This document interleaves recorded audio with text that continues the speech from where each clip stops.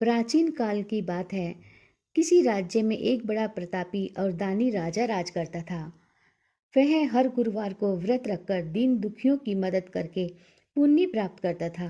परंतु ये बात उसकी पत्नी को अच्छी नहीं लगती थी। वह ना तो व्रत रखती थी और ना ही दान पुण्य में ही कोई विश्वास रखती थी। इतना ही नहीं, वह राजा को भी ऐसा करने से हमेशा रोकती रहती थी। एक समय की बात है, राजा शिकार खेलने के लिए वन गए। घर पर रानी और दासी थी। उसी समय गुरु बृहस्पति देव साधु का रूप धारण कर राजा के दरवाजे पर भिक्षा मांगने आए। साधु ने जब रानी से भिक्षा मांगी तो वहां कहने लगी, हे साधु महाराज, मैं इस दान पुण्य से तंग आ गई हूँ। आप कोई ऐसा उपाय बताएं जिससे कि मेरा सारा धन नष्ट हो जाए और मैं आराम से रह सकूं। इतना सुनकर बृहस्पति देव ने कहा, देवी, तुम बड़ी विचित्र हो। संतान और धन से कोई दुखी होता है क्या? अगर अधिक धन है तो इसे शुभ कार्य में लगाओ। कुंवारी कन्याओं का विवाह कराओ, विद्यालय, बाग और बगीचों का निर्माण कराओ, जिससे तुम्हारे दोनों लोग सुधरें। परंतु साधु की इन बातों से रानी को खुशी नहीं हुई। उसने कहा कि मुझे ऐसे धन की आवश्यकता नहीं है जिसे मैं दान कर सकूं और जिसे संभालने में मेरा सारा समय नष्ट हो जाए। तब साधु ने कहा, अगर तुम्हारी ऐसी ही इच्छा है तो मैं जैसा तुम्हें बताता हूँ तुम वैसा ही करना। गुरुवार के दिन तुम घर को गोबर से लीपना, अपने बालों को पीली मिट्टी से धोना, राजा से हजामत बनाने को कहना, भोजन में मांस मदिरा का प्रयोग करना, कपड़े धोबी के यहाँ धुलने दे देना। इस प्रकार 7 बृहस्पतिवार करने से तुम्हारा सारा धन नष्ट हो जाएगा। इतना कहकर साधु के रूप में श्री बृहस्पति देवता अंतर ध्यान हो गए। साधु के अनुसार कई बातों को पूरा करते हुए रानी को केवल 3 बृहस्पतिवार ही बीते थे कि उसकी समस्त धन संपत्ति नष्ट हो गई। भोजन के लिए राजा का परिवार तरसने लगा। तब एक दिन राजा ने रानी से बोला कि हे रानी, तुम यहीं रहो, मैं दूसरे देश में जाता हूँ, क्योंकि यहाँ पर सभी लोग मुझे जानते हैं, इसलिए मैं कोई छोटा कार्य तो नहीं कर सकता। ऐसा कहकर राजा दूसरे देश में चला गया। वहां वह जंगल से लकड़ी काट कर लाता और शहर में बेचता। इस तरह वह अपना जीवन व्यतीत करने लगा। इधर राजा के परदेश जाते रानी और दासी दोनों ही दुखी रहने लगी। एक बार जब रानी और दासी को 7 दिन तक बिना भोजन के रहना पड़ा तो रानी ने अपनी दासी से कहा, हे दासी, पास ही के नगर में मेरी बहन रहती है। वह बड़ी धनवान है।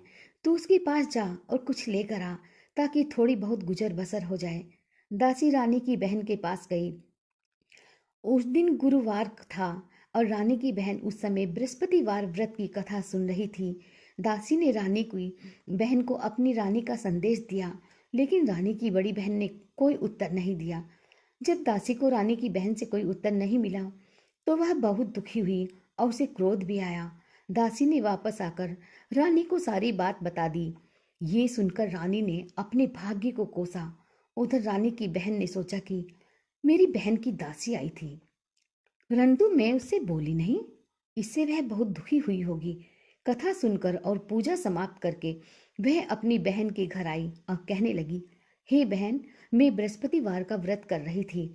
तुम्हारी दासी मेरे घर आई थी, परंतु जब तक कथा पूरी होती तब तक न तो मैं उठती और न ही बोलती हूँ, इसलिए नहीं मैं बोली। बताओ दासी क्यों आई थी?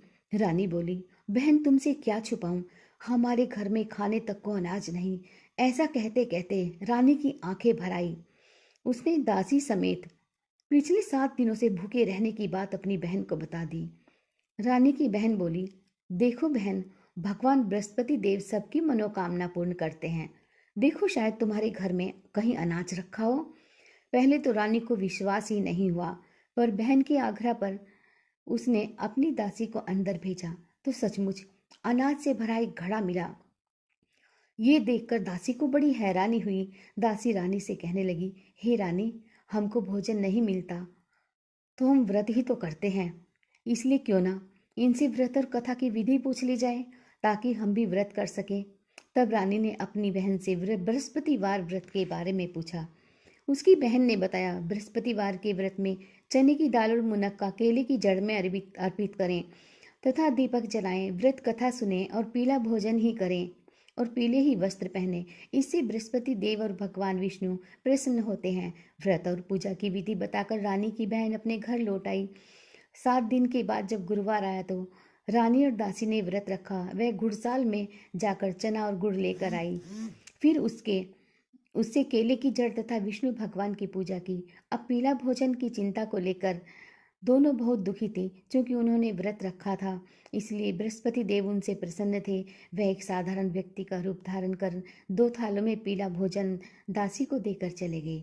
भोजन पाकर दासी बहुत प्रसन्न हुई और फिर रानी के साथ मिलकर भोजन ग्रहण किया। उसके बाद वह सभी गुरुवार को व्रत और पूजा करने लगी। बृहस्पति देव की कृपा से उनके पास फिर से धन संपत्ति आ गई, परंतु रानी फिर से पहले की तरह आलस्य करने लगी। तब दासी बोली, देखो रानी, तुम पहले भी इस प्रकार आलस्य करती थी। तुम्हें धन रखने में कष्ट होता था, इस कारण सभी धन नष्ट हो गया। और अब जब बृहस्पति देवता की कृपा से धन मिला है तो तुम्हें फिर से आलस्य होने लगा। रानी को समझाते हुए दासी ने कहा कि बड़ी मुसीबतों के बाद हमने ये धन पाया है, इसलिए हमें दान पुण्य करना चाहिए, भूखों को भोजन कराना चाहिए और इस धन को शुभ कार्यों में खर्च करना चाहिए।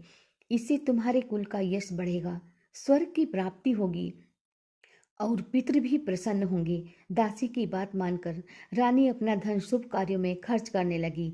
इससे पूरे नगर में उसका यश बढ़ने लगा और राजा भी घर वापस आ गए। बृहस्पति व्रत कथा के बाद श्रद्धा के साथ आरती की जानी चाहिए। इसके बाद प्रसाद बांटकर उसे ग्रहण करना चाहिए। तो मित्रों, ये थी बृहस्पतिवार की कथा, बृहस्पति देवता की कथा आपने सुनी।